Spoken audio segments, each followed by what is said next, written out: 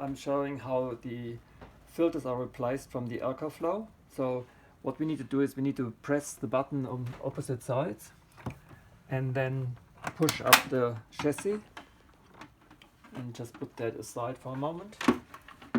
And these filters have bayonet fittings, which means we turn it to the left about half a turn and then pull it out.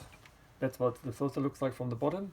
There are these riders, and then they get aligned respectively with the housing of the filter. So now I'm showing how to backflush the filters when you first want to install them. So we get put into this backflushing cup, connected to the water source here, that's with the tap diverter valve, connecting it, and then we flush it for about a minute, just like that. 1 minute, and after that it can be reinstalled.